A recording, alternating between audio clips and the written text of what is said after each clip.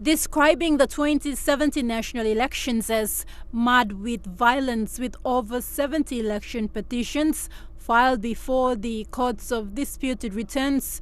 The former planning minister linked his concerns to whether Goal 3 of the medium-term development goal introduced by the Dan O'Neill government will be achieved come 2022.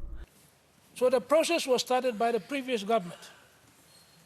Mr. Speaker, I'm led to believe that that process is not ongoing because the National Procurement Commission has now stopped the tender for the new electronic ID system for our common road process. For the last 9 months, no one is explaining why that is the case. No one is progressing the reforms, including legislative reforms, so we can have electronic voting and counting by 2022.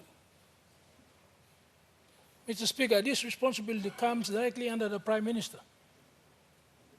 He now needs to explain to this Parliament, will his government deliver electronic voting and counting by 2022? Or will it not? Why isn't progress being made to prepare the country and the Electoral Commission for the reform that we are looking forward to? We haven't acquired the technology, brought in the people and the expertise, done pilot testing, and it seems if we continue to go to sleep, nothing will happen by 2022. Following the 2017 national elections, numerous reports concluded by PNG, Transparency International, and other international election observers suggested new reforms for the PNG government to take note. Not only did we put it into the plan, but we provided 15 million in the 2018 budget to start that process. With that funding, the Electoral Commissioner and his team visited India, started discussing with India to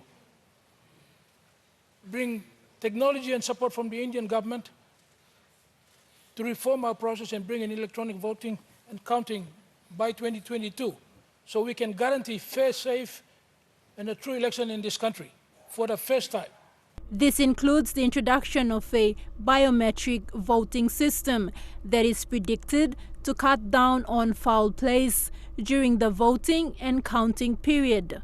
Steps taken by the former O'Neill-Abel government when Maru was planning minister was the establishment of the National Identification or NID card that has cost millions of kina and was rolled out throughout the country. However, steps towards creating the first nationwide database system for Papua New Guinea has been altered and has ceased for the last 7 months since the change in government. As response to Maru's list of concerns, Prime Minister James Marape pointed out legacy issues before answering questions on whether his government will be able to deliver an electronic voting system come July 2022. And so we will optimize use of limited resource we have in budget. Run NID, run census, and do biometric registry almost concurrently at the same time using the same resource envelope that we have allocated small in this year's budget. Corona has stalled the process. Reallocation and reprioritization to ensure our country is safe from COVID-19.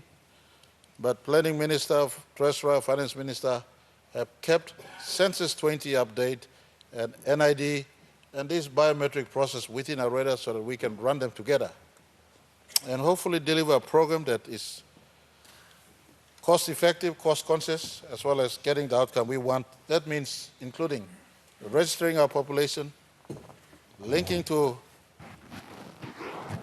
the electoral roll, linking to our population census, and linking to NID. And we want to have one unified platform. Instead of Comoros having their own data and platform and system that is completely isolated from National Statistics Office.